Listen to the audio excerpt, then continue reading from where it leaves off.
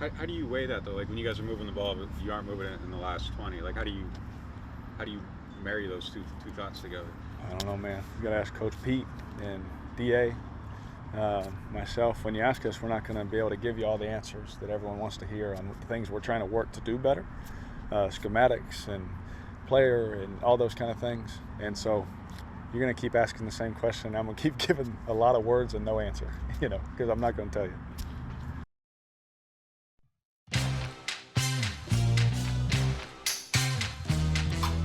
안녕하세요. 투버스터 NFL 팟캐스트입니다. 이번 에피소드는 12주차 리뷰 그리고 13주차 픽 프리뷰입니다. 그럼 시작하겠습니다.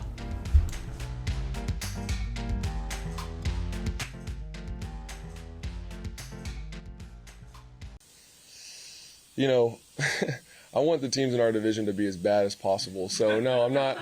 That's how I see it, and the way they're playing, it's exciting. Yes, there's going to be I'm sure, some great matchups down the road. And CJ's he's playing lights out. He's doing a great job. I mean, to be a rookie and to play how he is, I got a lot of respect for him. I know how hard it is. I've been in that position. So he's doing a great job, and it's going to be fun for years to come, hopefully. So, but no, I mean, I wouldn't prefer that. I'd prefer if the guys in our division didn't have good quarterbacks. It'd be better for us. But he's doing a heck of a job, and just gonna keep getting better. He's still obviously young and a rookie, and to be playing how he is now, it's impressive. It's impressive to watch, and it's gonna be fun. 22대 29로 그린베이 패커스에게 패배하면서 추수감사절의 분위기를 망치게 된 디트로이트 라이온스입니다. 라이온스에게 있어서 굉장히 실망스러운 경기였는데요. 일단 경기 양상 자체는 볼티모어 레이븐스전과 비슷하다고 생각이 들었어요. 라이온스가 자랑하는 본인들의 이 라인 싸움에서 패배를 하였고, 이 라인 싸움에서 패배를 하면서 본인들이 주도하는 경기를 이끌어가지 못하다 보니까 결국 게임 매니지먼트에 실패한 그런 전형적인 경기였어요. 이 디트로이트 라이온스라는 팀에게 있어서 결국 가장 큰 강점이라는 것은 오라인에 있습니다. 뛰어난 오라인을 바탕으로 한 이들의 런더볼과 플레이 액션으로 이들의 오펜스는 굉장히 효율적이고 뛰어난 생산성을 선보일 수 있고, 이를 바탕으로 한 게임 컨트롤, 이러한 것들을 통해서 승리를 확정짓는 것이 바로 라이온스라는 팀이에요.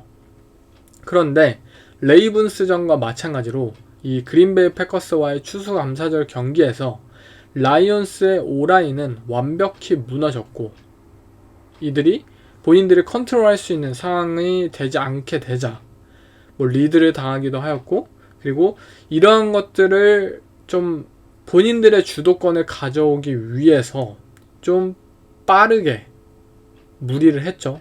되지도 않는 무지성 고포릿을 시도하게 되었는데요. 고포릿을 시도한 것이 다 실패를 하였죠. 이 경기. 또다시 이 댄 캠벨 감독의 무지성 고포릿 비판 타임이 돌아오지 않았나 싶은데, 라이온스가 무지성 고포릿을 하였고, 이 시도가 모두 실패한 가장 큰 이유조차도 역시 오라인에 있습니다. 고포릿이라는 것은 단순히 공격적인 마인드를 가졌다고, 또는 아날리틱의 분석상의 데이터 확률상의 승리 기여도가 높다고 무조건 시도해야 하는 것이 아니에요. 고포릿이라는 것은 본인의 오펜스가 성공할 수 있다는 정신적인 무장과 실제로 성공 가능케 할 수 있는 전략과 선수들을 모두 보유하고 있어야 가능한 겁니다.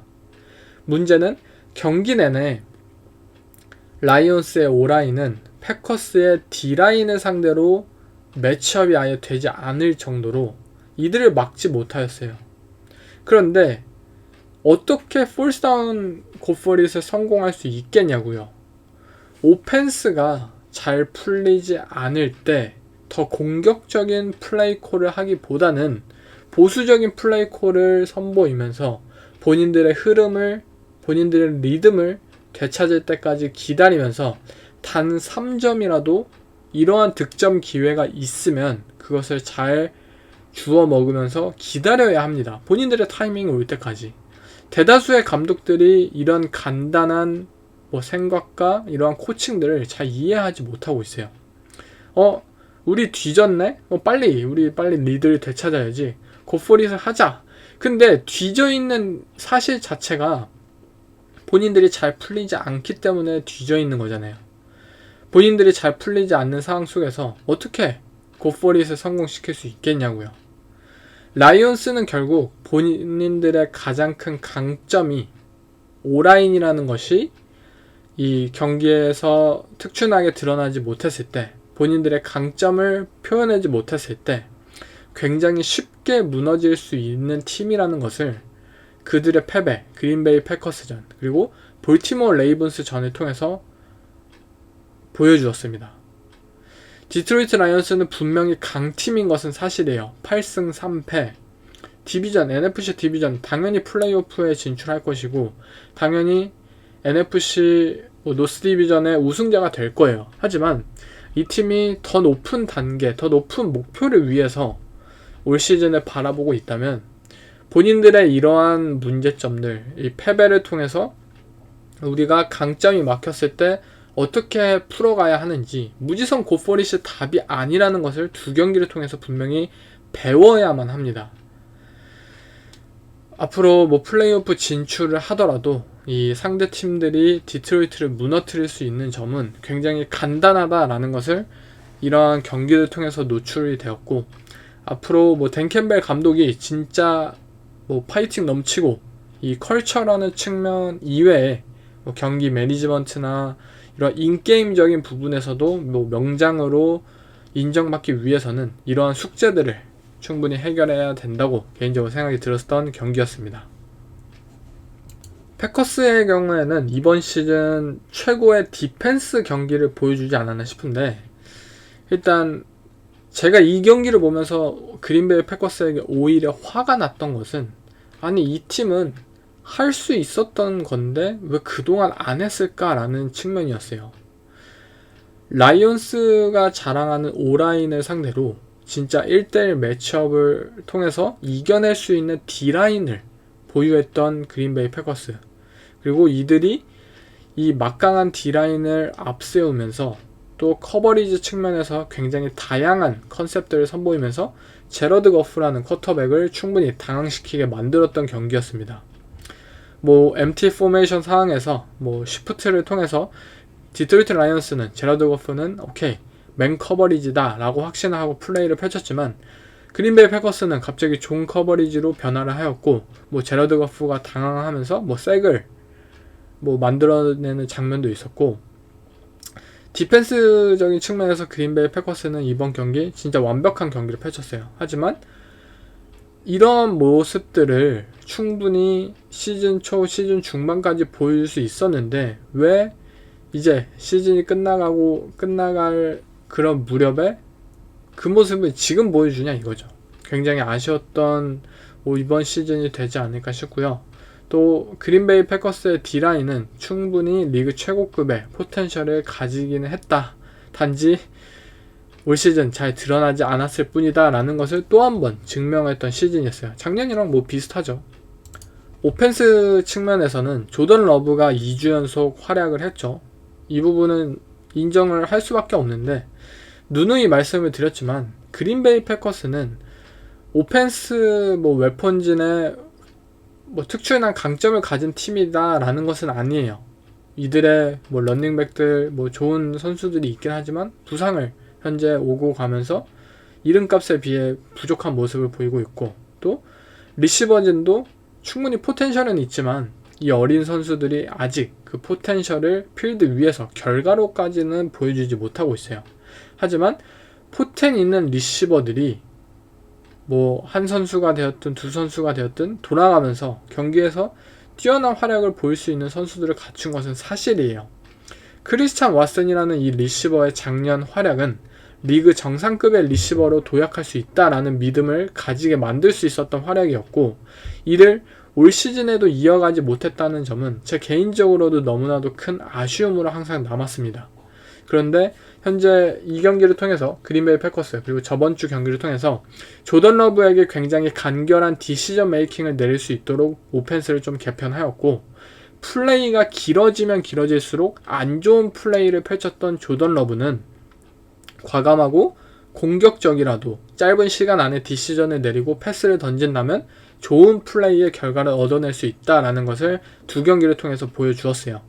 크리스찬 왓슨, 이 경기 첫 번째 플레이였죠. 사실 이 패스가 될까라는 생각이 들었지만 어쨌든 크리스찬 왓슨을 향해서 조던 러브는 과감한 패스를 던졌고 크리스찬 왓슨은 또 경합 상황에서 그 패스를 잘 잡아주면서 이 경기의 첫 번째 오펜스 플레이에서 엄청난 빅플레이를 만들어냈습니다.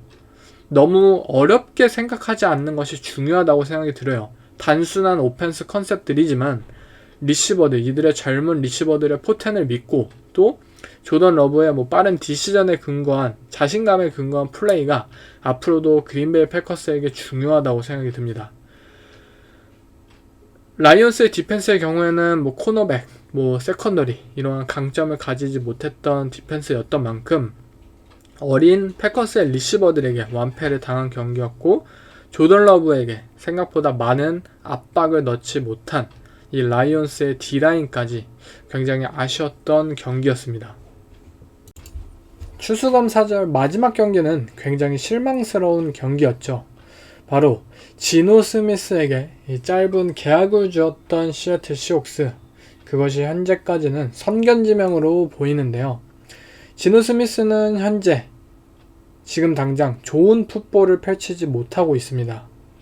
작년에는 정말 인간 승리의 표본으로서 탑10 쿼터백으로서의 모습을 선보이면서 투지 있고 리더십 있고 굉장히 뛰어난 이 영향력을, 좋은 영향력을 보인 선수가 현재 풋볼 플레이만큼은 굉장히 좋지 않은 모습을 이어가고 있는데요.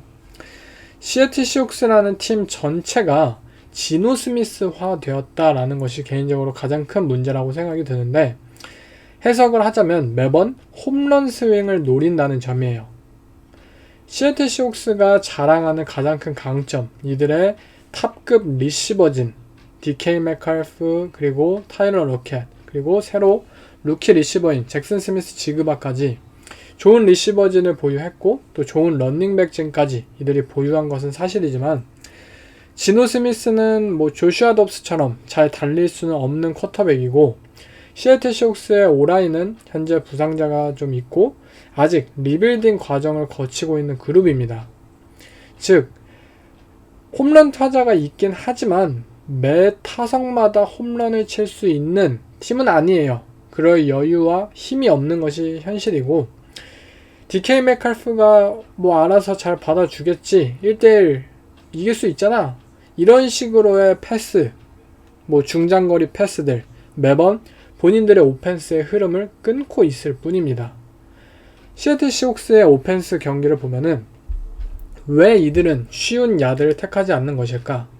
왜 이들은 리시버진이 장거리 패스의 강점을 가지기도 했지만 야드 애프터 캐치, 이 양능력을 보유했음에도 불구하고 왜 짧은 패스들을, 왜 퀵 패스들을 시도하지 않는 것일까? 라는 의문이 계속해서 들어요. 그리고 이것이 현재 시애틀 시옥스라는 팀이 앞으로 남은 정규 시즌 충분히 고민해야 할 부분이라고 생각이 듭니다. 작년 NFL 리그는 시애틀 시옥스의 오펜스에 굉장히 놀라워했습니다. 이들의 리시버진, 그리고 지노 스미스의 정확하고 강력한 어깨를 바탕으로 발생한 딥볼 패싱 능력까지, 그리고 약한 박스를 공략할 수 있는 런닝백진까지. 하지만 지금의 시애틀 시옥스는 40홈런, 50홈런 한번 쳤다고 본인들의 컨셉에 너무 심취해 있습니다. 좋은 볼이 올 때까지 커트를 해내면서 천천히 기다려야 하는 법을 알아야 하는 현재 시애틀 시옥스라고 생각이 듭니다. 다음은 애틀랜타 팔콘스와의 경기에서 패배한 뉴올리언 세인츠입니다. 일단 뉴올리언 세인츠의 현재 올 시즌만 생각해 봤을 때 이 데릭 카라는 쿼터백을 데려온 이들의 선택은 사실 실패로 보이는 것이 현실이에요. 굉장히 실망스럽죠. 데릭 카라는 쿼터백은 더 이상 사실 다른 핑계를 댈 수가 없는 상황이지 않나 싶습니다.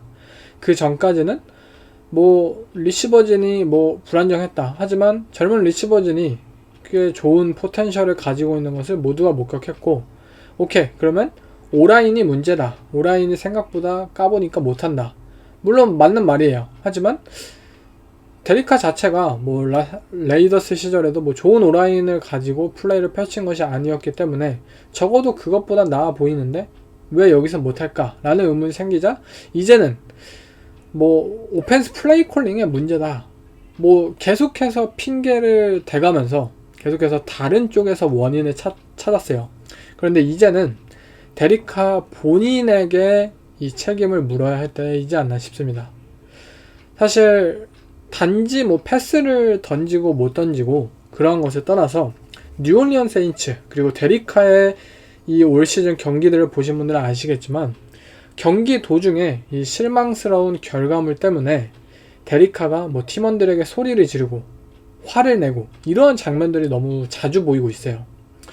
과연 이 뉴올리언 세인츠의 팀원들이 이 데리카 본인이 못하는데 나에게 화를 내고 나에게 책임을 물고 솔선수범하지 않는 이 쿼터백에게 과연 리더로서 따를 수 있을지, 본인의 이러한 동료애를 느껴서 데리카를 위해 경기를 뛸 수 있을지 굉장히 의문스럽고요. 단지 본인 스스로 더 채찍질하고 더 잘해야 하는 순간 속에서 데리카는 현재 단지 베테랑이고 자존심이 센 선수이기 때문에 남에게 손가락질을 하는 모습이 보이는데요. 개인적으로 팀원들과의 그런 관계도 좀 좋지 않을 것으로 보이고 또 팀 성적도 현재 기대치에 비해서 굉장히 떨어지는 모습을 보이는 만큼 뉴올리언 세인츠에게 어마어마한 뭐 4천만 달러 4년 계약을 체결했던 이 뉴올리언스의 선택은 실패로 돌아가는 것이 현재 뭐 그런 모습이 보이네요. 반면 애틀란타 팔콘스의 경우에는 뭐 경기에 승리를 했죠. 사실 데스먼드 리더가 뭐 2개의 턴오버를 뭐 저지르기도 했고 뭐 패싱 게임 측면에서 완벽한 경기는 아니었지만 어쨌든 팔콘스의 가장 큰 강점 러싱 게임을 바탕으로 경기를 충분히 이길 수 있다라는 것을 디비전 라이벌 이 뉴올리언 세인츠를 상대로 충분히 보여주었습니다. 단순히 이 NFC 사우스 디비전 팀들의 뭐 탤런트만 비교를 하자면 애틀란타 팔콘스라는 팀이 현재 가장 앞서 있는 것은 사실이에요. 템파베이 벅스의 경우에는 뭐 굉장히 애매한 팀이죠. 뭐 마이크 에반스, 뭐 크리스 가디엔 이들의 좋은 리시버들이 아직 이 팀을 이끌고 있지만 베이커 메이필드가 그런 힘이 점점 바닥나는 것이 보이고 이들의 오라인, 뭐 D라인 점점 힘이 빠지고 있는 모습이 보이고 있어요. 디비전 우승에 있어서 그렇게까지 큰 경쟁력이 템파베이에게 남아있느냐라는 물음이 현재 있고요. 뉴올리언 세인츠의 경우에도 데리카가 이끄는 이들의 모습 상당히 실망스럽고 또 뭐 션 페이튼 감독이 있었더라면 이들의 뭐 시즌이 달라졌겠지만 지금은 뉴올리언 세인츠는 뭐 테이슨 힐이나 뭐 제이미스 윈스턴이나 충분히 재능 있는 선수들을 무언가 잘 다루어내지 못하고 있는 모습입니다. 이러한 상황 속에서 애틀란타 팔콘스는 그래도 런게임 하나로 디비전 팀들을 다 이겨낼 수 있는 그런 힘을 가지긴 했어요. 쿼터백이라는 측면에서 가장 불안한 팀이기도 하지만 어쨌든 이들이 이 본인들만의 승리 플랜을 무리하지 않고 욕심부리지 않고 이어간다면 NFC 사우스 디비전의 디비전 우승자는 결국 팔콘스가 현재까지는 가장 가능성이 높아 보입니다. 58게임 연속 400야드를 넘지 못했던 피츠버그 스틸러스, 맷 캐나다가 해고되자마자 400야드를 넘게 되었는데요. 일단 진작에 이 결정을 좀 내렸으면 어땠을까? 굉장히 스틸러스의 그 충성심 높은 구단이 이번에는 좀 원망스럽기도 했는데요. 일단 이번 경기 피츠버그 스틸러스의 오펜스는 가장 달라진 점을 꼽자면 이 미들 오브 더 필드를 공략하는 데 성공을 했습니다. 그동안 피츠버그 스틸러스의 가장 답답했던 오펜스 유형이 뭐 3야드짜리 뭐 숏패스 주구장창 던지고 뭐 스크린 패스 뭐 주구장창 던지고 되지도 잘 않았죠. 뭐 이러한 것들이 뭐 약으로 이어진다든지 이랬으면은 뭐 좋았겠지만 그냥 뭐 1야드, 2야드 뭐 또는 뭐 마이너스 야드 그냥 그게 다였어요. 그리고 더 많은 뭐 썰드앤롱을 갱신하기 위해서 결국 피츠버그가 선택한 것은 뭐 아웃사이드에서의 1대1 딥볼, 이게 다였어요. 하지만 이번 경기 스틸러스는 당당하게 이 모프를 공략하는 데 성공을 했고, 또 중장거리 패스들을 시도하면서 퍼스트 다운을 갱신할 수 있는 팀이라는 것을 증명하는 데 성공을 했습니다. 제 개인적으로는 결국 텐던시라는 게 가장 중요했다고 봐요. 이 패턴이죠. 맷 캐나다 이 전 오펜시브 코디네이터의 가장 큰 문제였던 것은 일단 오펜스의 플레이가 굉장히 단순하고 굉장히 반복적이었다라는 거예요. 그렇기에 디펜스 입장에서 예측하기가 굉장히 쉬웠고, 실제로 경기 후에 상대팀 수비수들은 우리는 피츠버그 스틸러스의 오펜스를 미리 알고 있었다, 어떤 플레이가 펼쳐질지 대놓고 그런 얘기를 할 정도로 피츠버그는 굉장히 예측 가능한 오펜스를 펼쳤어요. 하지만 이번 경기 스틸러스는 뭐 퍼스트 다운 상황에서도 뭐 공격적인 플레이 콜을 하기도 하고, 뭐 팝패스를 던지기도 하고, 이제는 그동안의 스틸러스와는 달라질 것이다 라는 것을 암시하기도 했는데요. 비록 이 경기에서도 쿼터백인 케니 피켓은 아직 기대치에 부합하는 모습을 보여주지 못했어요. 이번 경기에서도 뭐 패스를 패대기 치는 장면을 몇 번 보여주기도 했는데, 그나마 저번 주까지의 모습과는 다른 점은 이제 스틸러스의 오펜스가 정상화되고 앞으로 나아질 것이라는 가능성이, 희망이 생겼다라는 점이에요. 개인적으로 저점을 찍었다, 저점은 이제 지나갔다 라는 판단이 맞는 말이지 않을까 싶고요. 앞으로도 스틸러스가 뭐 400야드, 뭐 300야드 일관성 있는 이들의 오펜스를 펼쳐질 수 있을지 남은 시즌을 통해서 주목을 해봐야 될 것 같습니다. 2승 9패, 또 한 번의 패배를 당한 뉴잉글랜드입니다. 역시나 뭐 플랙티스에서 이 맥 존스는 베일리 제피를 상대로 승리를 경험했고, 결국 선발 쿼터백으로 경기에 나섰어요. 하지만 맥 존스 또 한 번 턴오버를 저지르면서 벤치로 향하게 되는데요. 그리고 올라온 베일리 제피, 물론 이 선수도 경기를 뭐 승리로 이끄는 데는 역부족했고, 뉴잉글랜드는 결국 이 내년 쿼터백을 뽑을 수 있는 이 높은 드래프트 픽에 점점 가까워지고 있는데요. 현재 뉴잉글랜드는 분명히 좋은 팀이 아니에요. 좋은 팀이 아니다, 뭐 여러 방면에서 우리가 느낄 수 있죠. 뭐 오펜스든 디펜스든, 또는 뭐 디서플랜, 뭐 스페셜 팀이든, 또는 쿼터백이든 좋은 팀이 아니라는 것을 지금 올 시즌 느낄 수 있습니다. 그리고 이것은 상대팀이었던 뉴욕 자이언츠도 마찬가지였어요. 둘 다 좋은 팀이 아니었고, 이 좋은 팀이 아닌 두 팀 간의 승부를 가른 것은 팀의 분위기였다고 생각이 듭니다. 맥 존스, 베일리 제피, 토미 디비로, 이 경기에 나온 3명의 쿼터백 모두 현재 NFL 주전 쿼터백감은 아닙니다. 그렇지만 3명의 쿼터백 중 이 토미 디비로가 좀 달랐던 점은, 뉴욕 자이언츠의 선수들은 이 디비로라는 선수를 사랑하고 있다는 것이 느껴졌어요. 이 어린 선수를 좋아하고 이 어린 선수를 위해 뛰고 있음이 느껴졌고, 뭐 디비로가 색을 당하든지 인터셉션을 던지든지 뭐 그런 상황이 발생을 하더라도 괜찮아, 우리가 해줄게, 우리가 인터셉션 가져올게, 우리가 색을 해줄게 라면서 이 토미 디비로라는 선수와 함께 승리하기 위한 풋볼을 플레이했습니다. 그러나 맥 존스라는 쿼터백이 뉴잉글랜드의 쿼터백이 된 이후 이 팀은 그러한 분위기를 가지지 못하였어요. 맥 존스가 뭐 더티한 플레이어로 유명해서 어쩌면 뭐 저의 선입견일 수도 있겠죠. 뉴잉글랜드의 락커룸 분위기를 뭐 정확히는 알 수가 없겠죠, 거기에 있는 사람이 아니라면. 하지만 지금까지의 뉴잉글랜드라는 팀을 목격한 결과로는 맥 존스라는 쿼터백은 팀을 하나로 뭉칠 수 있는 쿼터백이 아니에요. 팀에게 사랑을 받는 유형의 쿼터백도 아니고요. 톰 브래디 시절 그의 너무나도 많은 나이 때문에 어린 선수들과 소통하지 못할 것이고, 뭐 그러한 의견들이 항상 있었잖아요. 하지만 그런 의견들이 말도 안 되는 것이라는 것을 우린 계속해서 봤었잖아요.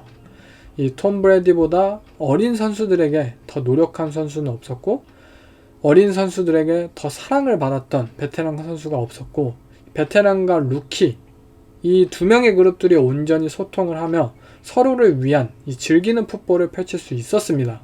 그러나 뉴잉글랜드에서 특히 이 빌 벨리책 감독의 풋볼을 펼쳐야 하는 선수 입장에서 빌 벨리책 감독의 풋볼을 펼쳐야 한다는 것은 다른 팀들보다 더 연습이 더 가혹하고 잔인하고 또 개개인의 책임이 막중한 이 구단 특유의 컬처에서 쿼터백의 리더십이 없다면 이는 너무나도 큰 실패로 이어질 수가 있었어요.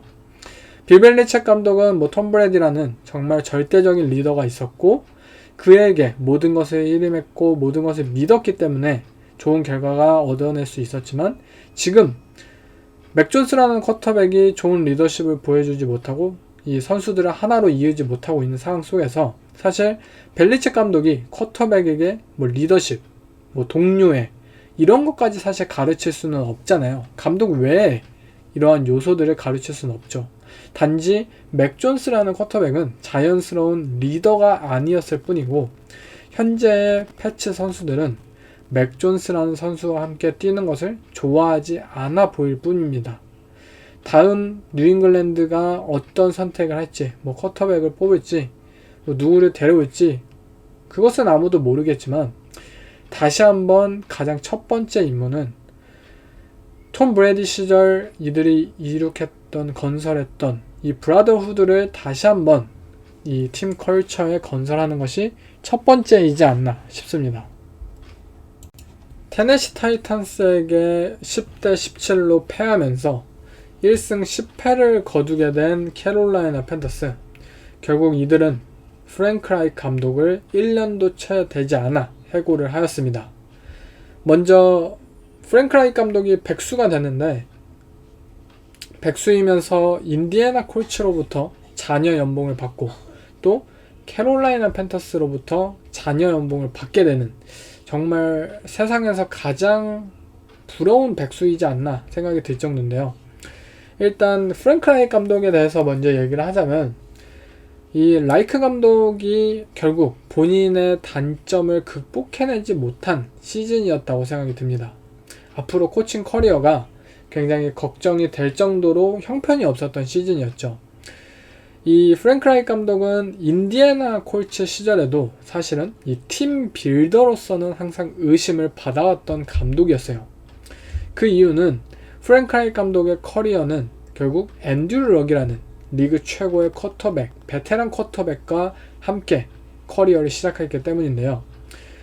좋은 선수들과 함께 했을 때 이 프랭크 라이크 감독은 뭐 적당한 결과물을 만들어냈어요. 필립 리버스, 뭐 앤드류 럭. 하지만 칼슨 웬츠, 맷 라이언 본인이 원하는 베테랑 쿼터백들과 점점 뭐 영입도 하고 이 호흡을 맞춰가는데 결국 성적이 곤두박질 치기 시작을 했고 결국 좋은 쿼터백이 없을 때 본인이 신경 쓰지 않아도 되는 쿼터백이 없을 때 프랭크 라이크 감독의 팀은 흔들리는 모습을 너무나도 잘 보여줬어요. 필립 리버스와 앤드류 럭 뭐 전혀 이 신경을 써도 쓰지 않아도 되는 쿼터백이었기 때문에 프랭크 라이크 감독은 플레이 콜러로서의 역할 그리고 감독으로서의 역할에 집중을 할 수 있었죠. 하지만 칼슨 웬츠, 맷 라이언 그리고 브라이스 영이 신경을 써야 하는, 더 많이 써야 하는 이러한 쿼터백들과 함께 할 때 프랭크 라이크 감독의 팀은 계속해서 흔들리기 시작을 했습니다. 그런 그에게 있어서 루키 쿼터백인 브라이스 영 개인적으로는 본인에게 있어서 굉장히 벅찬 이 책임이지 않았을까 싶고요. 인디애나 콜츠 시절에는 팀 탤런트가 굉장히 좋았죠. 일단 이 인디애나의 단장인 크리스 볼라드가 좋은 팀을 구축하기도 했고 결국 프랭크 라이크 감독이 해야 할 일은 쿼터백을 뽑고 그 쿼터백과 함께 좋은 오펜스를 보인다. 이 역할 하나였어요. 하지만 칼슨 웬츠와 맷 라이언은 잘못 뽑았고 결국 해고를 당하기도 했죠. 브라이스 형이라는 쿼터백이 뭐 잘못 뽑은 쿼터백이다 라는 말을 하고 싶은 것이 아닙니다. 단지 인디애나 때와는 달리 이 팀 탤런트에서 정말 바닥부터 천장까지 모든 것을 하나하나 체크해야 되고 모든 것을 정말 많이 신경을 써야 했던 이 캐롤라이나라는 팀 특성상 프랭크 라이크 감독의 역량이 그만큼 부족했고 본인의 가장 큰 핵심 임무였던 쿼터백을 길러내고 쿼터백을 위한 플레이 콜러로서의 역할, 이러한 것들까지 무너지기 시작했다는 거죠. 결국 팀 빌더로서 이 프랭크 라이크 감독은 그쪽에는 역량을 가지지 못했던 좋지 않은 리더였고, 현재 캐롤라이나 팬터스는 팀 빌딩도 실패하고 또 쿼터백을 길러내는 측면에서도 실패하고 무엇 하나 건지지 못한 시즌으로 마무리할 것으로 보입니다. 결국에는 팀 빌더라는 이 리더를 찾아야 하는 캐롤라이나 팬터스인데요. 생각보다 많은 분들이 쉽지 않을 것이다 라고 경계를 하고 있는데, 가장 큰 이유는 일단 구단주인 이 데이비드 테퍼 오너가 구단 개입이 좀 너무 심한 상황이고, 본인이 소유한 이 NFL 뿐만 아니라 사커나 이러한 구단에서도 최근 18개월 동안 4명의 감독을 해고했다고 하죠. 데이비드 테퍼가. 그만큼 구단 개입이 심한 구단주, 그리고 캐롤라이나 팬터스는 내년 1라운드 픽이 없습니다. 그리고 팀 탤런트가 좋지 않아요. 굉장히 이 예비 감독 후보들에게 있어서 좀 매력적인 팀이 아니다 라고 불리는 것이 사실 객관적인 현실이죠. 제 개인적으로는 사실 이 데이비드 테퍼라는 구단주는 이 피츠버그 스틸러스의 이 소구단주였죠. 그렇기 때문에 이 피츠버그 스틸러스가 자랑하는 정말 명문 역사, 이 충성심, 이러한 것들을 바탕으로 해서 어떻게 팀을 지지하고 믿고 이끌어 나가야 함에 있어서 리더로서 어떤 팀보다도 뛰어난 이 피츠버그 스틸러스에서 함께 했기 때문에 캐롤라이나 팬터스에서 이 테퍼 구단주는 잘 해낼 것이다 라는 생각이 분명히 있었습니다. 하지만 정말 본인이 온전히 소유하게 되는 구단을 가지게 되자 사람이 바뀌었고, 이는 아마 대부분 예상을 하지 못할 것이라고 생각이 들어요. 결국 테퍼 구단주가 앞으로 이 캐롤라이나 팬터스라는 팀을 좀 잘 이끌기 위해서는 결국 본인이 아날리틱이든 뭐든 잘 알든지 간에 본인의 역할을 좀 많이 내려놓고 구단을 믿고 뒤에서 신뢰를 보여주지 않는다면 캐롤라이나 팬터스는 절대 바뀔 수가 없는 팀이라고 생각이 듭니다. 일전에 우리가 망팀이라는 이 별명을 가지고 있었던, 항상 이 망한 팀의 표본, 바로 휴스턴 텍산스였죠. 하지만 휴스턴 텍산스 또한 결국 오너가 본인의 영향력을 줄였고 감독과 단장에게 모든 것을 맡기게 되자 팀은 바뀌기 시작을 했습니다. 한번 망한다고 계속 망하는 팀도 없고요. 결국 본인들이 스스로 이러한 문제점들을 깨닫고 반전을 이뤄내기 위해서는 위에서부터의 변화를 현재 보여야 하지 않나 싶습니다. 다음은 올해의 경기라고 불릴 만한 엄청난 경기가 펼쳐졌죠. 바로 버팔로 빌스와 필라델피아 이글스 간의 경기는 필라델피아 이글스가 승리를 거두면서 10승 1패 고지에 오르게 되었고, 버팔로의 경우에는 6승 6패로 현재 10번 시드로 추락을 하게 되었습니다. 점수 차이를 보듯이 누가 이겨도 이상하지 않았을 정말 한 끗 차이의 경기였지만, 역시나 필라델피아라는 팀은 마지막에 항상 승리의 위치에 있는 팀이다 라는 것을 다시 한번 증명해냈는데요. 먼저 버팔로를 살펴보자면 켄 도르시라는 이 오펜시브 코디네이터의 해고 이후에 빌스의 오펜스가 무엇이 달라졌냐 라는 점에서 묻는다면 이 경기를 보시라고 말씀을 드리고 싶어요. 사실 저번주 경기에 대해서는 버팔로 빌스의 오펜스가 크게 달라진 점은 없었어요. 하지만 이번 경기를 통해서 빌스의 오펜스가 무엇을 추구하고 있구나 라는 것을 확실히 깨달을 수 있었는데요.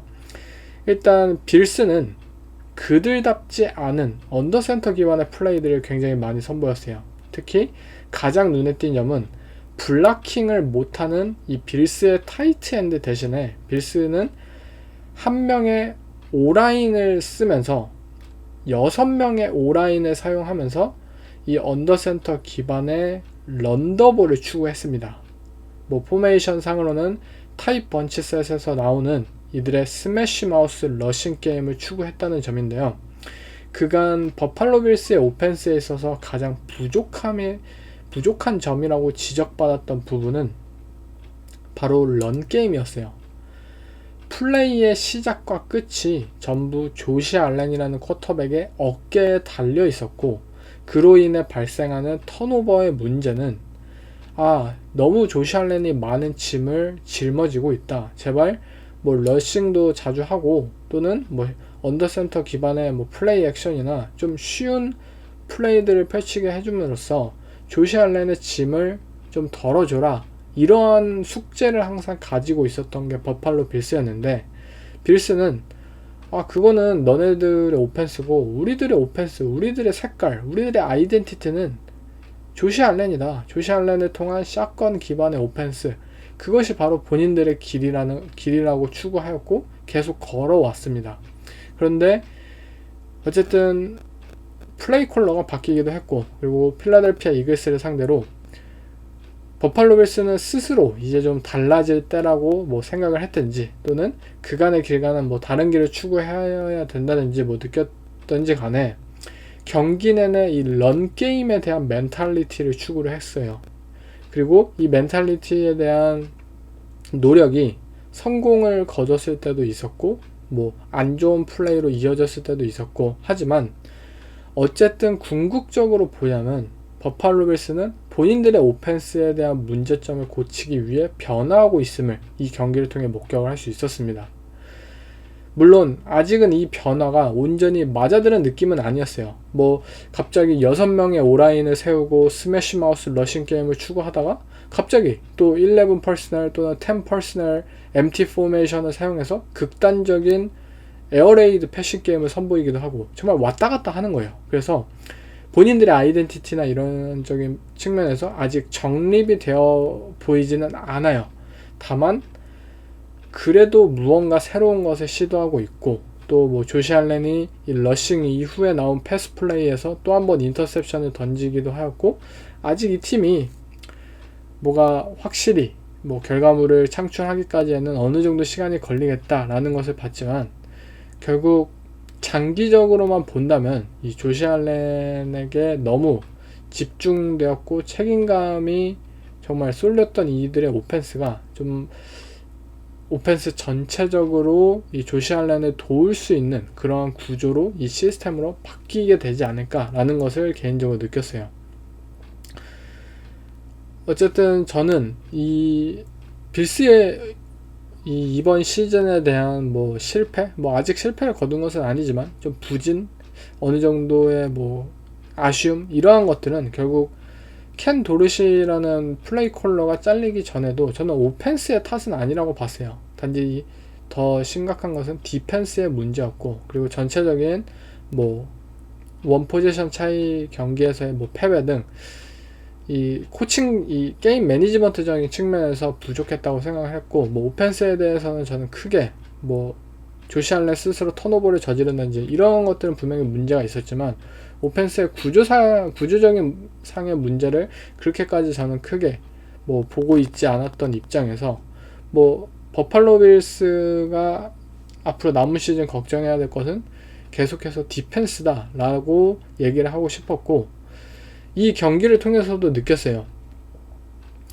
일단 빌스의 디펜스가 맨 밀라노라는 이 마이클 라인베커를 잃은 이후에, 이 마이클 라인베커가 이 주전이자 뭐 올프로급 선수가 부상으로 나가리가 되면은 가장 큰 디펜스의 문제는 디펜스가 느려진다는 측면이에요. 그리고 실제로 버팔로 빌스의 디펜스는 굉장히 느려졌다라는 것을 알 수 있었는데, 레드존에서 사실 젤런 헐츠라는 쿼터백의 이 러싱 옵션은 사실 좀 뻔합니다. 필라델피아 이글스가 뭐 MT 포메이션 상황에서 QB 드로우를 좋아한다든지, 아니면 3x1 상황에서 런닝백을 뭐 플레어 모션으로 사용하면서 결국 MT로 맞추면서 그 상황에서 이 젤런 헬츠가 QB 드로우를 한다든지 이러한 것들은 사실 이글스의 경기를 본 사람들은 모두가 패턴이 예측이 가능할 정도로 예상이 가능한 플레이였어요. 그리고 이 예상 가능한 플레이를 비록 필라델피아 이글스는 정말 완벽하게 플레이를 해내기 때문에 그만큼 막기가 어려운 것이고요. 결국 디펜스 입장에서는 어느 정도의 예상 가능함을 인지하고 본인들이 이 플레이들을 막기 위해서 정말 최선을 다해야 돼요. 필라델피아 이글스의 이 임무 수행 능력보다 더 뛰어난 그런 모습들을 보여야 하는 거죠. 하지만 태클링을 아예 걸지도 못할 정도로, 정말 시도를 하지 못할 정도로 뒤처졌어요. 세이프티, 뭐 라인베커 굉장히 느려졌다라는 것을 이 경기를 통해서 알 수 있고,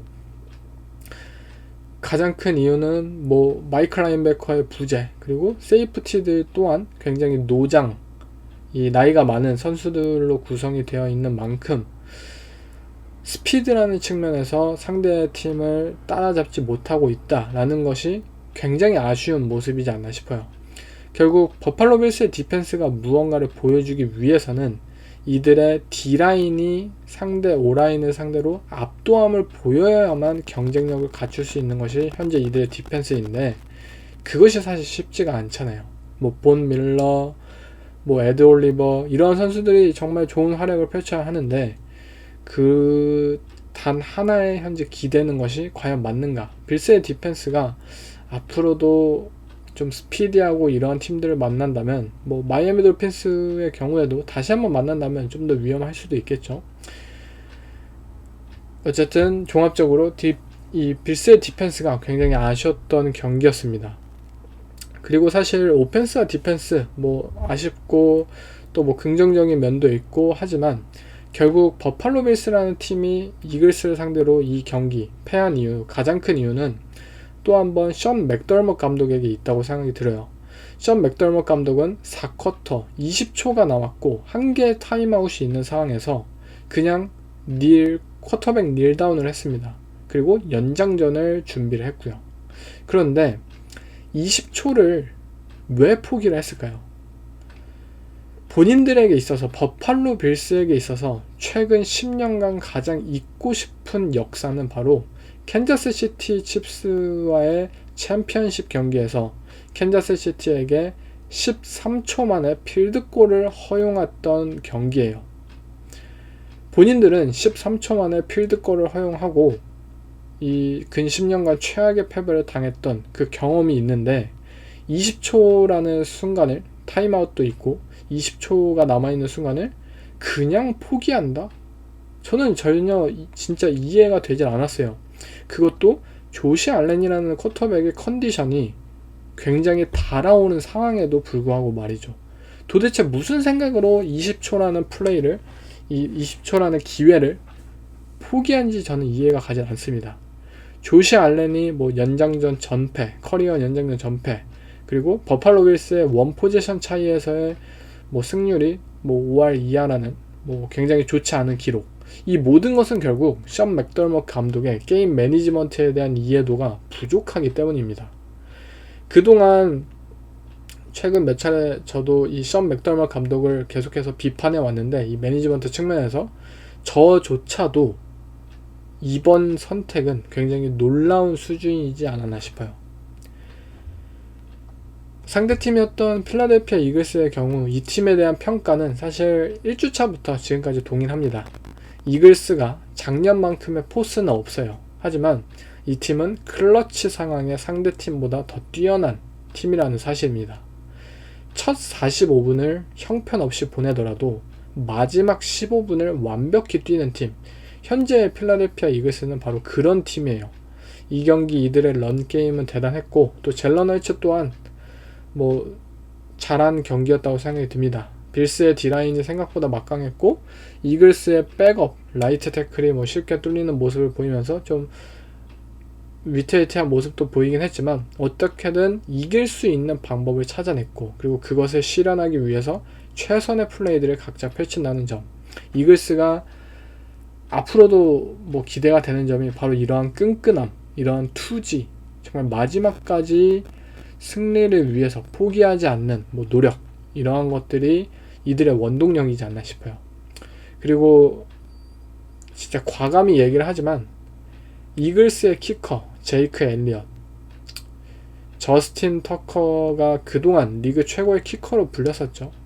근데 저스틴 터커의 전성기가 올 시즌 끝났음을 거의 모든 팬분들이 인정을 해야 할 때이지 않나 싶고요. 저스틴 터커의 전성기가 끝난 현재 이글스의 제이크 엘리엇이 리그 최고의 키커이지 않나 싶습니다. 또 한 번의 디비전 라이벌 경기가 굉장히 재밌었었죠. 앞으로 계속될 라이벌리일 이 휴스턴 텍산스와 잭슨빌 제기어스. 잭슨빌 제기어스가 승리를 거두면서 올 시즌 1대1 전적을 맞추게 되는데요. 먼저 트레버 로렌스와 CJ 스트라우드, 이 두 쿼터백 모두 굉장히 뛰어난 경기를 펼쳤고, 단순 어떤 선수가 더 뛰어났냐를 판단하기에는 이 경기 보면서 굉장히 힘들었어요. 잭슨빌 제기어스는 먼저 스트라우드를 상대로 이 파이어 존 블리츠, 각종 심프레셔 컨셉들을 굉장히 많이 플레이하였고, CJ 스트라우드는 경기 초반에 굉장히 많이 고전을 했어요. 그런데 이 선수가 진짜 대단한 점은 경기 도중에 이에 적응하면서 대처를 해내는 모습을 선보인다는 거예요. 아니, 루키 쿼터백이 이 본인이 초반에 부진을 했더라도 그것을 딛고 후반에 이에 대한 카운터를 플레이를 통해서 보여준다? 이건 말도 안 되는 거예요. 스트라우드를 보면서 매번 감탄하는 것은 이 쿼터백은 포켓 안에서 그 누구보다 안정적인 플레이를 해내면서 포켓 밖에서도 그 어떤 패스든지 던질 수 있다는 점입니다. 그리고 경기 도중에 진화를 거듭하고 있다라는 모습이 보이기도 했고, 포기하지 않는 진정한 이 휴스턴 선수들이 좋아하는 이 선수들의 쿼터백이라는 것을 이번 경기를 통해 다시 한번 확인을 했어요. 트레버 로렌스도 마찬가지인 선수죠. 비슷한 유형의 선수라고 생각이 들어요. 그만큼 이 둘의 앞으로의 라이벌리가 정말 그 어떤 디비전, 이 라이벌 쿼터백들의 그러한 라이벌리보다 재밌지 않을까 싶고요. 경기가 잭슨빌의 승리로 이어진 점은 잭슨빌 제기어스가 더 많은 빅플레이로 연결이 되었기 때문입니다. 휴스턴은 이번 경기 이 잭슨빌 제기어스 디펜스에 심프레셔 컨셉들에 당황을 했고, 잭슨빌의 경기 초반에 이를 바탕으로 득점을 차곡차곡 하면서 좀 점수를 벌리면서 후반에 게임 매니지먼트에 성공을 했던 경기였습니다. 제가 이번 주 이 12주차 경기들을 보면서 느꼈던 것은 이 스크린 게임에 대한 사용도가 이해도나 사용이나 굉장히 부족한 팀들이 많다라는 점이었어요. 디트로이트 라이온스, 또 시애틀 시옥스, 이렇게 본인들이 가진 오펜스 웨폰, 오펜스 자원에 비해서 좀 아쉬운 모습을 보였던 이 팀들의 경기에서 가장 눈에 띄었던 점은 본인들이 이 O라인과 D라인의 이 라인 싸움에서 패배를 하고 무언가의 활로를 찾지 못하고 있는 상황이라면 가장 손쉬운 방법, 본인들이 이러한 상황에서 뭐라도 해볼까라는 방법에서 가장 쉬운 것이자 가장 효과적인 것은 바로 스크린 게임이에요.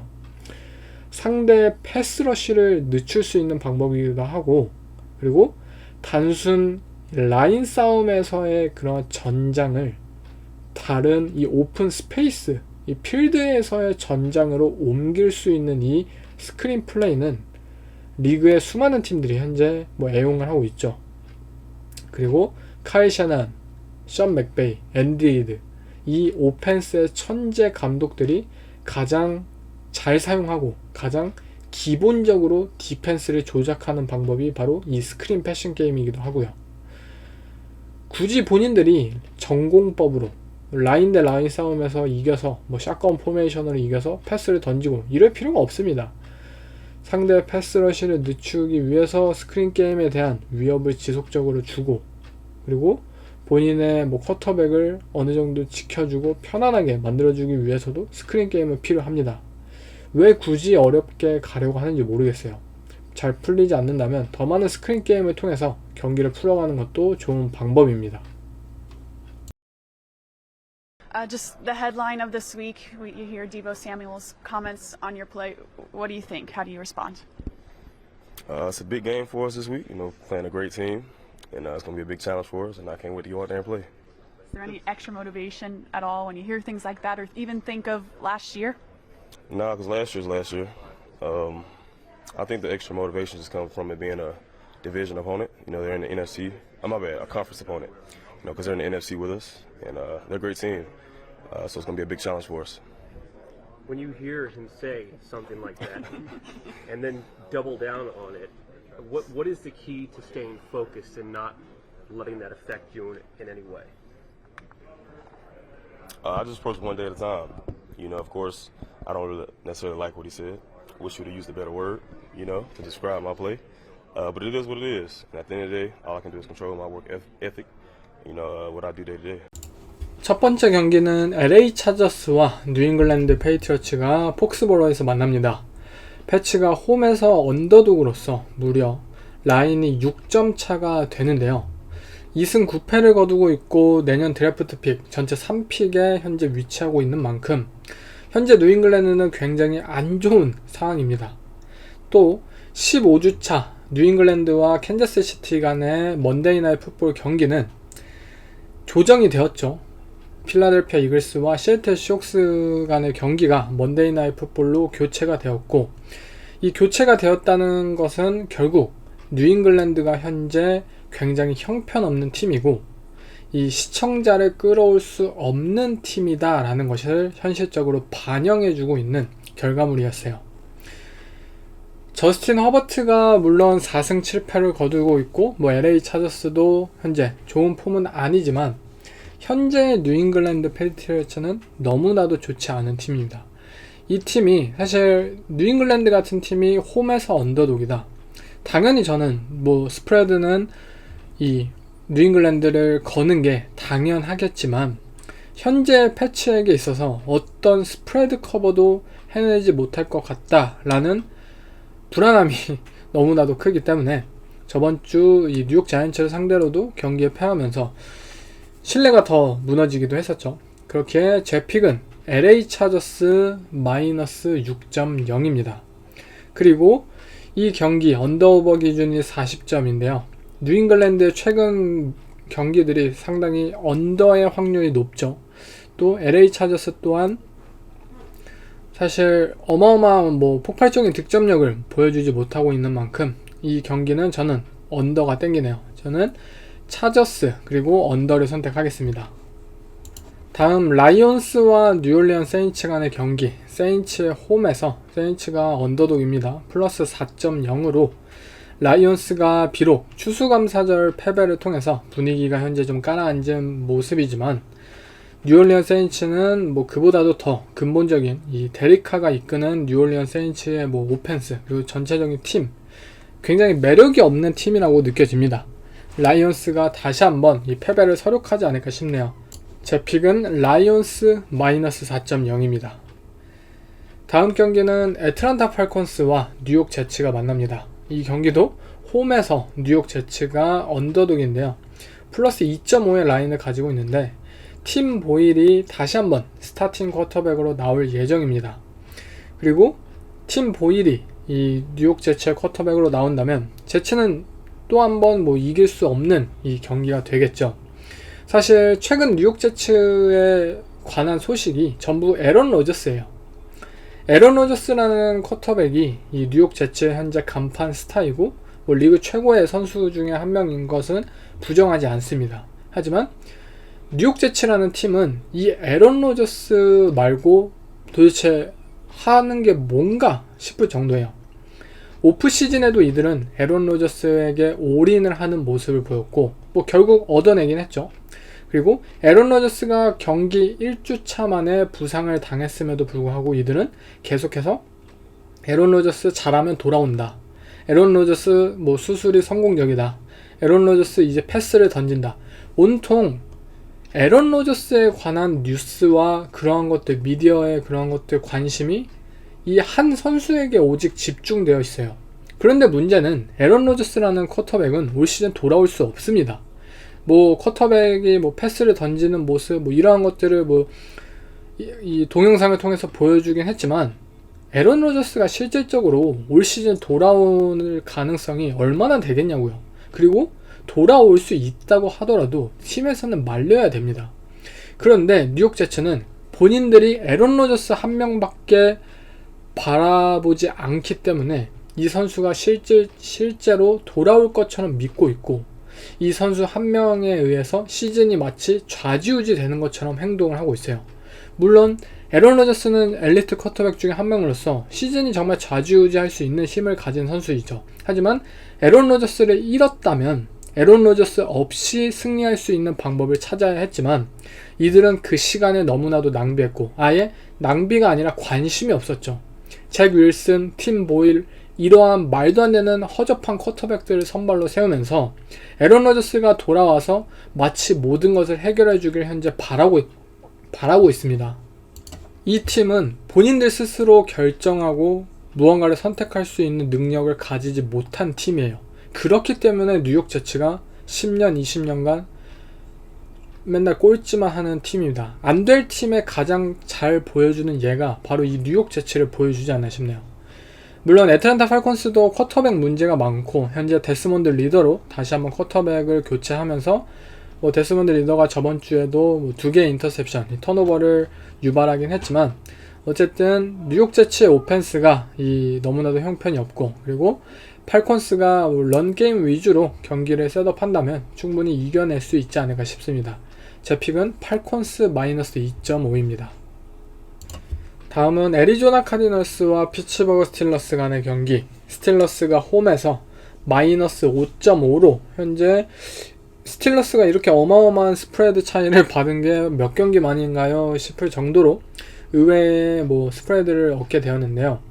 아마 저번 경기 이 맥캐나다 코치가 잘린 이후 400야드 경기를 바로 기록하면서 좀 오펜스에 대한 기대감이 현재 있는 것 같아요. 특히 런게임이 최근에 잘 된다라는 점이 고무적이기도 하고요. 하지만 케니 피켓이라는 이들의 미래는 아직도 갈 길이 멀고, 또 상대팀인 신시내티 벵갈스가 계속해서 공격 기회를 잘 넘겨줬기 때문에 400야드를 돌파할 만큼의 충분한 기회를 얻을 수 있었다라고 평가할 수도 있겠고요. 애리조나 카디널스는 LA 램스에게 저번주 완패를 당했지만, 그래도 이 야드를 전진하는 능력만큼은 분명히 있는 팀입니다. 카일러 머레이가 강력한 어깨를 보유하고 있고, 또 이리저리 잘 뛰어댕기는 만큼 이 스틸러스와 애리조나 카디널스의 단순히 이 야드 전진적인 측면에서는 별반 다를 바 없을 것 같아요. 다만 경기 전체적인 집중력을 발휘하는 부분이나 이러한 것들을 통해서 이 경기가 승부처가 발생을 하겠고요. 어쨌든 피츠버그 스틸러스는 본인들이 이 야드를 전진할 수 있다라는 가능성을 저번주에 보여줬기 때문에 앞으로 이들이 증명해야 될 부분은 바로 레드존 오펜스예요. 전진을 하더라도 매번 필드골로 경기를 마무리하는 등 굉장히 아쉬운 현재 오펜스를 보여주고 있는데, 이번엔 터치다운으로 이 드라이브를 마무리하는 모습을 보여줘야 되지 않나 싶어요. 어쨌든 저는 이 경기 자체는 카디널스의 포인트를 택하고 싶어요. 일단 스틸러스가 현재 살아난 모습이긴 하지만 아직 단 한 경기밖에 보여주지 못했고, 또 케니 피켓도 그 경기 뛰어난 모습을 보인 것도 아니었고요. 제 픽은 카디널스 플러스 5.5입니다. 다음은 인디애나 콜츠 그리고 테네시 타이탄스 두 라이벌이 경기를 붙게 되는데요. 타이탄스 홈에서 펼쳐지는 경기는 원정팀인 인디애나가 마이너스 1.0으로 근소하게 우위에 있는 평가를 받고 있습니다.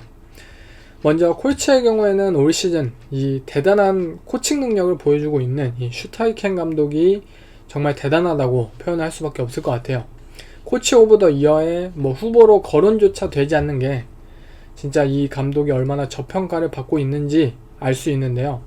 대표적인 뛰어난 감독 중에 한 명은 바로 상대팀인 테네시 타이탄스의 마이크 브레이블 감독이겠죠. 두 감독 모두 정말 부족한 팀을 가지고 좋은 성적을 거두는 것으로 현재 마이크 브레이블은 원래 유명했고, 또 이 슈타이켄 감독은 이제 새롭게 그런 모습들을 보여주고 있는데요. 그렇게 아마 근소한 이 스프레드가 잡혀 있지 않나 싶은데, 개인적으로 두 팀의 쿼터백, 이 민슈와 레비스 모두 현재까지 이 팀을 캐리하기보다는 이 함께 이기자, 함께 같이 가자 라는 느낌의 쿼터백들인데, 그래도 가드너 민슈라는 쿼터백은 더욱더 고점이 현재까지는 높지 않나 싶어요. 플레이메이킹 능력도 저번주에 뭐 러싱 터치다운을 만들어내면서 보여주기도 했고요. 제 픽은 인디애나 콜츠 마이너스 1.0입니다. 다음은 마이애미 돌핀스와 워싱턴 커맨더스 간의 경기. 워싱턴 커맨더스의 홈에서 커맨더스가 언더독으로 무려 9.0의 스프레드를 받았는데요. 일단 저번주 이 땡스기빙 데이에 카우보이스를 상대로 완패를 당했죠. 워싱턴 커맨더스. 뭐 제2의 뭐 베이커 메이필드라고 불렸던 샘 하웰의 뭐 활약도 서서히 꺼지는 듯한 모습인데요.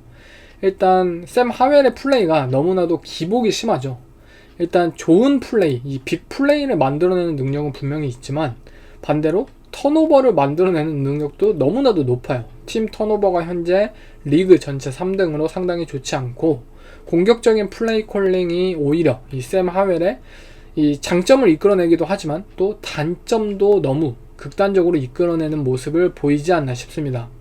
돌핀스의 경우에는 투아가 시즌 초에 뭐 MVP 후보로도 꼽힐 정도로 뛰어난 모습을 보였던 것과는 달리 현재 시즌 중반 후반을 진입하면서 좀 부진한 모습을 보이고 있는데요. 가장 큰 이유는 팀들이 이 돌핀스의 모션, 뭐 스피디한 웨폰들의 이러한 것들을 진짜 살짝 아주 조금씩 적응을 해내고 있고, 투아가 빠른 패스를 던지지 못하도록 유도해내고 있습니다. 디펜스의 뭐 플레이콜을 통해서.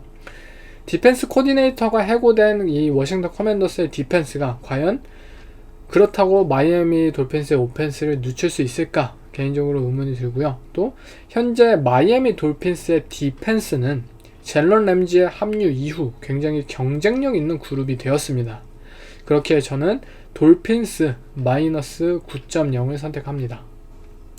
다음 경기는 덴버 브론코스와 테네시 타이탄스, 휴스턴 텍산스 간의 경기인데요. 휴스턴 텍산스가 홈에서 마이너스 3.5로 현재 탑독입니다.